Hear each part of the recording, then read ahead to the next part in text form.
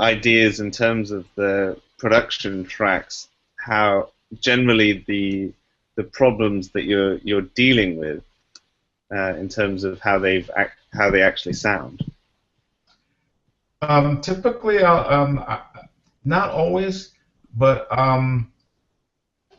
it's like the production mixer sometimes gets caught. You know, and I'm only surmising this because I've never been in production, so I don't know. But I'm only assuming that when the scene is being rehearsed and everybody's just kind of, yeah, okay, I'll be there in a minute, hang on a second, or whatever the actors are saying, and then they say, okay, take one.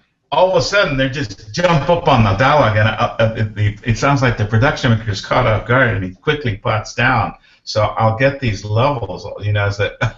These square off levels on that from a very loud dialogue all of a sudden down to a smaller level, and that used to catch me off guard all the time before I had Pro Tools because I had to manually chase it, and sometimes I couldn't. It was just a pain. And now with Pro Tools, I can actually sometimes the dialogue editor has assisted me a little bit beforehand, and I can still hear it, and then I'll do some more work on it just so that the dialogue sounds level and smooth.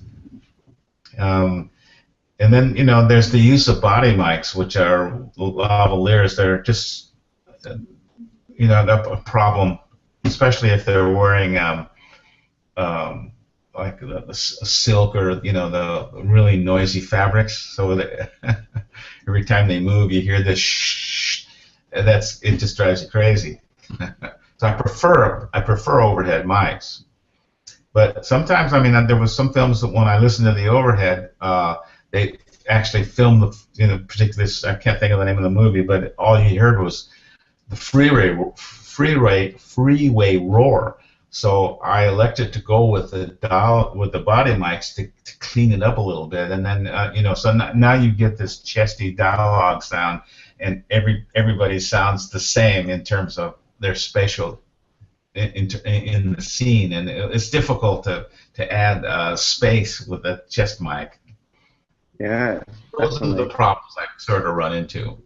Yeah, well, it's always really interesting when I do kind of a bit of kind of side lecturing just on like one-day workshops for production sound mixing, and always it's like, so when you rehearse, basically ignore the level that the actor is doing. It's just your rehearsal is just for where they're going and what they're saying. What level they're on. Light comes on, it's like 5 dB, 6 dB louder. Yeah, it's mad.